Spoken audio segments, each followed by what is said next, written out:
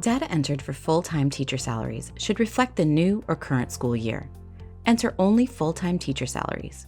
Use the same group of teachers for this section and for teacher salaries by years of experience. Include only teachers that have been hired at the time you are completing this form. Include only teachers who are employed full-time at your school and who are teaching at least 51% of the time. Notice teachers in their first year of teaching are in year 1, second year in year 2, and so on. For base salary, do not include stipends or allowances of any kind.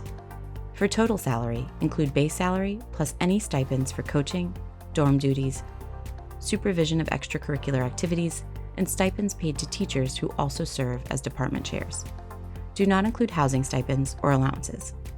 Be sure to report the amount for an individual teacher's income when reporting the high, low, median, average, and starting salary. The remainder of this recording reviews tools and techniques that you can use throughout data entry to have a successful experience. The recording is identical across all categories of data. If you've already heard these tips in another recording, you can skip the rest of this video. First, we will review the tools and techniques entering data online, and second entry using the export template. Each subcategory of data starts with notes about the data to be entered in that subcategory. Often, you will find a note about whether the data to be entered are for the current new school year or for the prior year. For each table of data to be entered, the instructions highlight important information for entering data in this section of the collection. Be sure to review the bulleted notes. The first section or sections of data entry will be core questions asked of all schools entering data in DASL. Toward the bottom, you may find tables of questions added by one or more of the associations using DASL and tied to your school. In some subcategories, you can fill the tables with last year's numbers and then go through and edit them. This is a particularly useful approach in areas where the data doesn't change much from year to year and is available in several subcategories. You can use the Notes feature to record useful information about the data point you have entered in a field. This could include an explanation of an unusual value or notes about where you found the data in your school's records or systems. You can hide or show the notes as you go through the data entry. From Data Collection homepage, download print your prior year's entry and include notes, or view your notes with update school data. As you enter more data, it can become difficult to find fields that need to be filled in.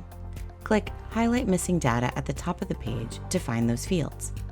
The system will highlight with pink stripes any fields on the page that are missing data, making it easy to find them and fill them in.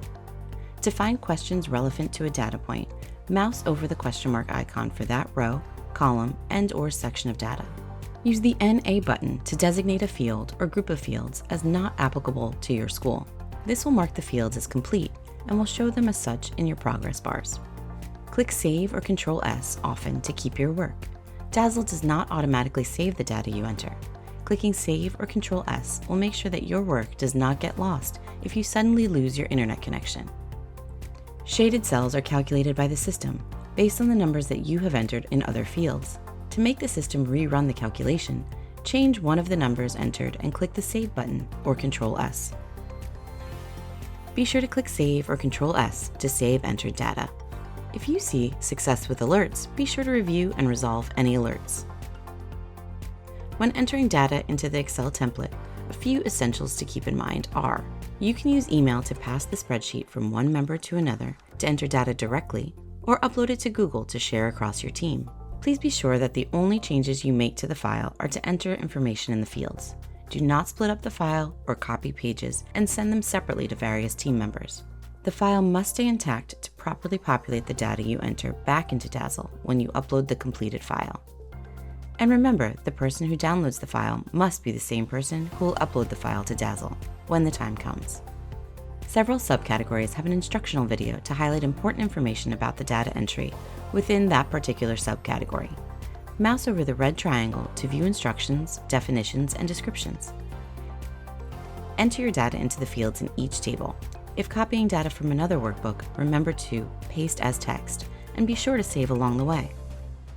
After entering some data or a full data collection part, upload your work to DASL to take advantage of the online tools to add notes, find missing data, or mark a field not applicable, and check your data quality.